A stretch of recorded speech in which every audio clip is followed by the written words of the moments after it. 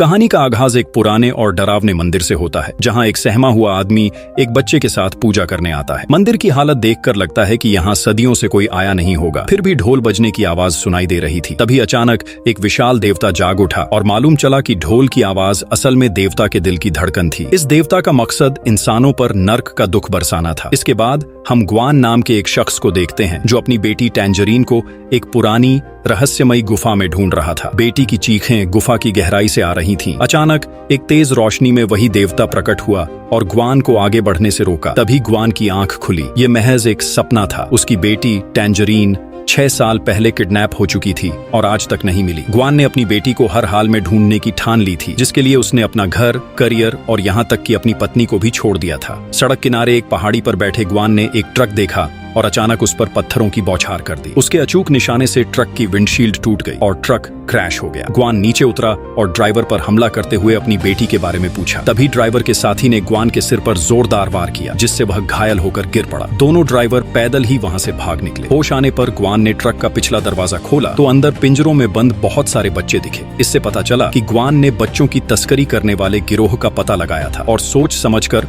उन पर हमला किया था।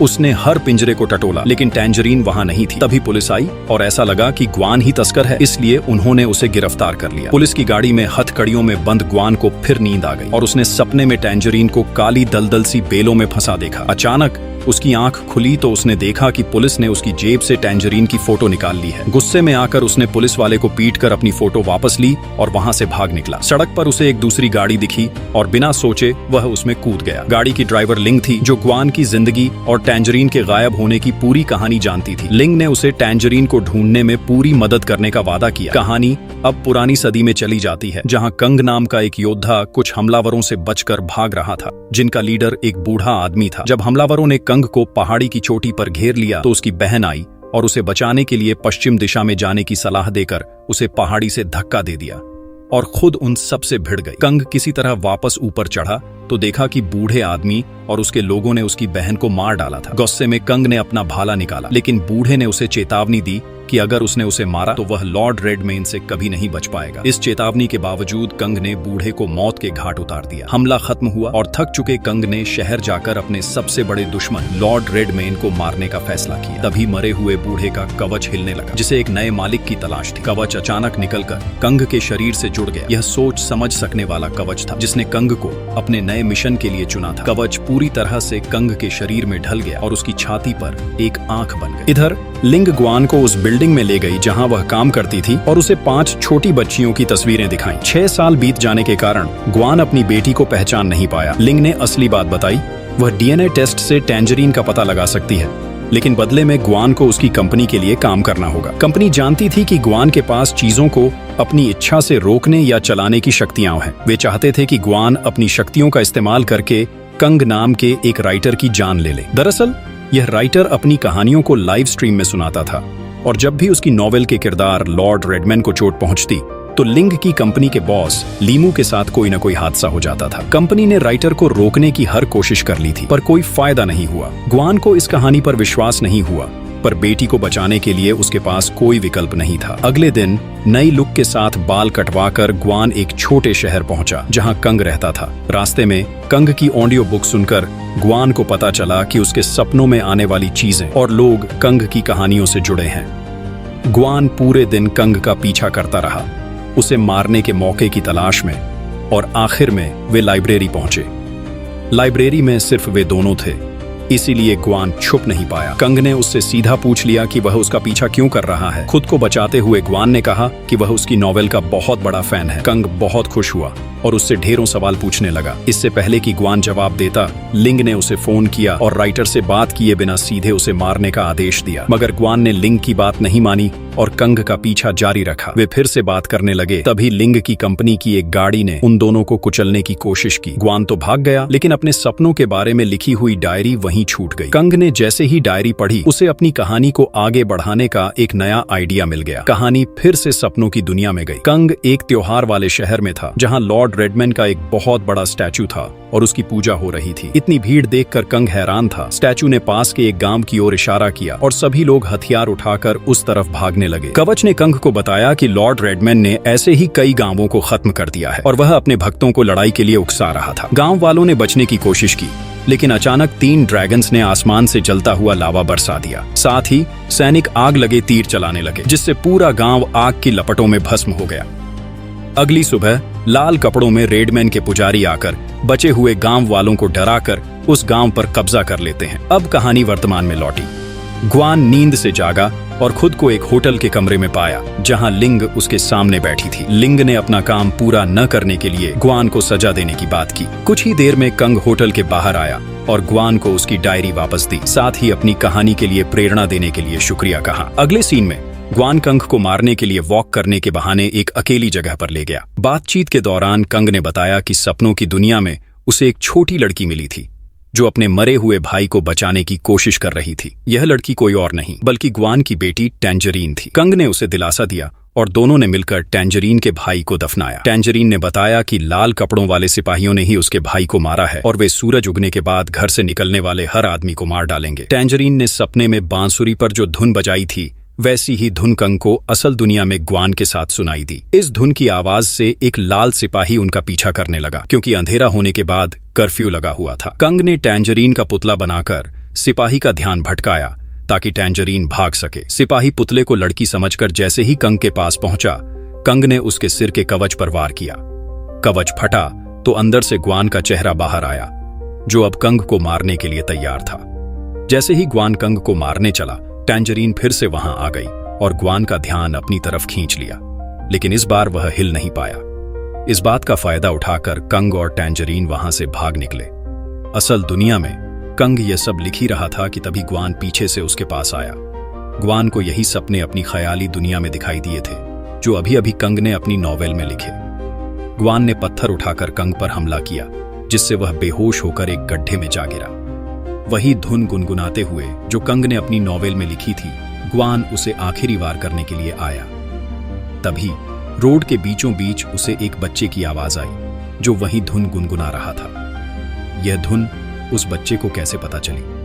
यह तो ग्वान सिर्फ अपनी बेटी के लिए गाता था। ग्वान ने उस बच्चे से पूछना चाहा कि उसने यह धुन कहां सुनी, तो बच्चा डर कर भागने लगा। उसका पीछा करते हुए ग्वान को ऐसा लगा जैसा नॉवेल में टैंजरीन और कंग का पीछा कर रहे लाल सिपाही को लग रहा था। लड़का तो भाग निकला, लेकिन उसका पीछा करते हुए ग्वान गलती से एक छोटी सी पार्टी में पहुंच गया। हैरानी की बात यह थी कि इस पार्टी में ग्वान को टैंजरीन का किडनैपर मिल गया, जो अपने दोस्तों के साथ पार्टी कर रहा था। तुरंत लड़ाई शुरू हो गई और ग्वान ने अपनी शक्तियों का इस्तेमाल करके उन्हें हरा दिया। उसने किडनैपर से पूछा, सच बता, मेरी बेटी कहाँ है? डरते हुए किडनैपर ने सच बोला। टैंजरीन को किडनैप करते समय उसे ड्रग की डोज ज्यादा दे दी गई थी, जिससे उसकी मौत हो गई। किडनैपर ने उसे एक बोरी में डालकर पहाड़ी के एक हिस्से में सड़ने के लिए छोड़ दिया था। गुस्से और दर्द से पागल होकर ग्वान उसका गला घोंटकर उसे मार देना चाहता था, लेकिन तभी लिंग वहां आ गई और ग्वान को बेहोश करके अपनी गाड़ी में ले गई। होश आने पर ग्वान ने लिंग से कहा कि किडनैपर बोल रहा था कि उसकी बेटी मर चुकी है। लीमू, जो लिंग का बॉस है,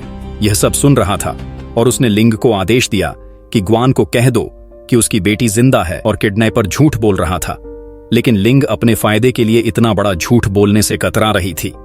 अब ग्वान ने लिंग से कहा, मैं कंग को मार दूंगा, तुम उसकी चिंता मत करो। मुझे बस वह किडनैपर चाहिए, उसे मैं अपने हाथों से मारना चाहता हूं। पुलिस कस्टडी से निकाल कर लाओ उसे मेरे लिए। इसके बाद हम देखते हैं कि लिंग का बॉस उससे काफी नाराज था, क्योंकि उसने तो लिंग से कहा था कि वह कहे कि बेटी जिंदा है, लेकिन लिंग इतना नीचे नहीं गिरना चाहती थी। उधर उस ख्याली दुनिया में कंग और टैंजरीन लाल सिपाही से बचकर शहर में आ गए और उन्होंने लड़ाई की वजह से काफी लोगों को बेवजह मरते देखा। वे दोनों टैंजरीन के घर पहुंचे तो पता चला कि उसके घर वाले कुछ समय पहले कर्फ्यू के समय बाहर निकलने के कारण मर चुके थे। वे बात कर ही रहे थे कि तभी लॉर्ड रेडमैन के कुछ फॉलोअर्स वहां घुस आए और उन दोनों को मारने की कोशिश करने लगे। टैंजरीन की जान बचाने के लिए कंग एकदम से आगे कूद पड़ा, जो बात उसके कवच को बहुत अजीब लगी। वाह, हीरो बन रहा है तू। असल दुनिया में कंग ग्वान को एक बिल्डिंग की छत पर मिला, इस बात से अनजान कि जिस आदमी ने उस पर पहले हमला किया था वह ग्वान ही था। ग्वान को पता चला कि कंग ने अपनी नॉवेल में ग्वान को लाल सिपाही के किरदार में डाला है, इसलिए जो चोट सिपाही के सिर पर लगी थी वह अब ग्वान के सिर पर भी है, जो उसे किडनैपर से लड़ते हुए लगी थी। ग्वान ने कंग की नोटबुक ली तो उसे पता चला कि जो भी उसे अजीबोगरीब चीजें दिखती हैं वह कंग ने अपनी किताब में लिखी हुई है। और हैरानी की बात यह थी कि इस नॉवेल में टैंजरीन भी एक जिंदा किरदार है। इस बात से यह साफ हो चुका था कि कंग ने जाने अनजाने में अपने नॉवेल का एक पैरेलल यूनिवर्स बना दिया है और वह इस नॉवेल में जो कुछ भी लिखता है वह इस दुनिया के लोगों के साथ भी होता है।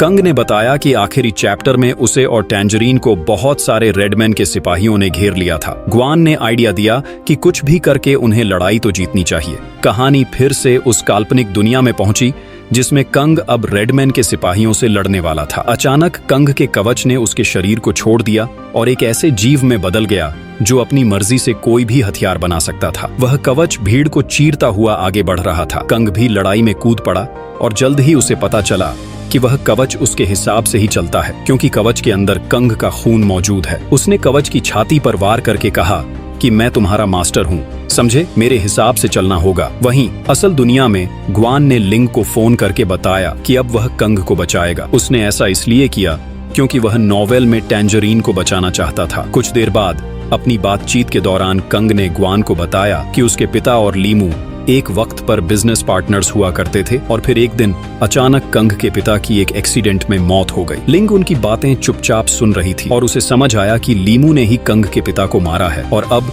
अपनी सच्चाई को छुपाने के लिए वह कंग को भी मारना चाहता है। लिंग ने गुस्से में लीमू को फोन करके कहा कि मुझे सच्चाई बताओ, लेकिन लीमू ने कोई जवाब न देते हुए फोन काट दिया। कुछ देर बाद जब लिंग अपनी गाड़ी की तरफ वापस जा रही थी तो अचानक ही लीमू के एक आदमी ने उसे बिजली का झटका देकर गाड़ी की पिछली सीट पर डाल दिया। वहीं ग्वान और कंग अब लाइब्रेरी की तरफ गए, जहां कंग अब अपनी नॉवेल का आखिरी हिस्सा लिखने वाला था और उधर ग्वान पूरी तरह से तैयार था कि कोई भी अगर बीच में रुकावट डालने की कोशिश करेगा तो वह कंग को बचाएगा। उधर उस ख्याली दुनिया में कंग और टैंजरीन आखिरकार लॉर्ड रेडमैन के महल में पहुंच चुके थे, जहां उन्हें हजारों की तादाद में लाल सिपाही पुतले बने हुए दिखाई दिए।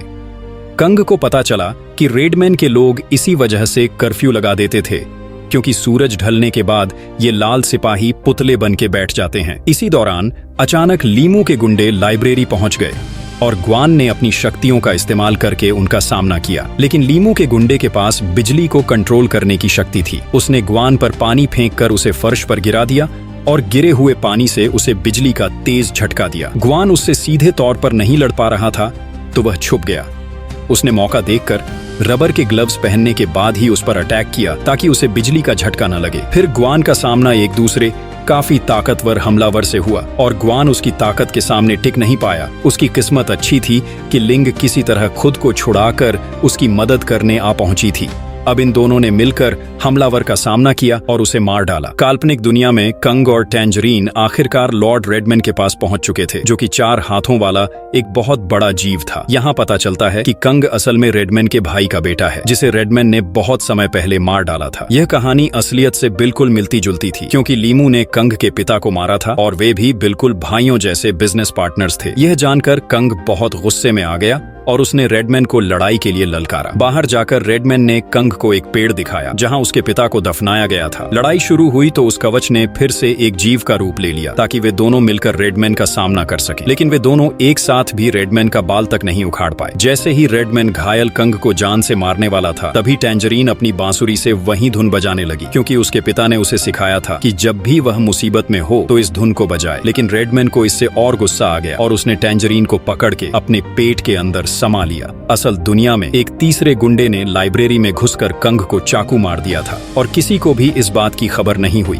जल्द ही ग्वान और लिंग ने उसे ढूंढा और इस तीसरे हमलावर को भी मारकर वे जल्दी से कंग को हॉस्पिटल ले गए। ग्वान कंग के लैपटॉप में कहानी देखकर यह सोचने लगा कि इस नॉवेल को कैसे पूरा किया जाए। तभी लीमू कमरे में आया और बताया कि उसका प्लान था कंग और ग्वान को एक साथ मारना, ताकि देखने में ऐसा लगे कि दोनों ने एक दूसरे को मार डाला। ये प्लान बिल्कुल सही था, क्योंकि पुलिस को कंग के नॉवेल में टैंजरीन का नाम मिलेगा और इसके बाद कहानी आसानी से बन जाएगी कि ग्वान को शक हो गया होगा कि कंग ने ही उसकी बेटी को अगवा किया है और इसी चक्कर में उसने कंग को मार दिया। अब लीमू को कंग का कंप्यूटर चाहिए था, लेकिन ग्वान ने उसे देने से इनकार कर दिया, क्योंकि अब वह कहानी को पूरा करेगा।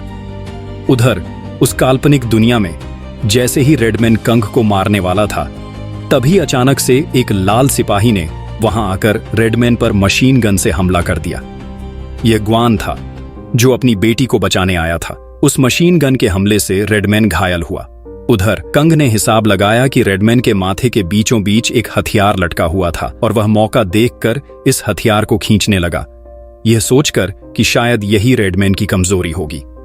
लाल सिपाही ने भी इसे खींचने में उसकी मदद की और इस हथियार को खींचते हुए उन्होंने रेडमैन का पूरा शरीर चीर डाला। यह प्लान आखिरकार काम कर गया और वह विशालकाय जीव खत्म हुआ। उसके मरते ही टैंजरीन भी उसके पेट वाली जेल से आजाद हो गई।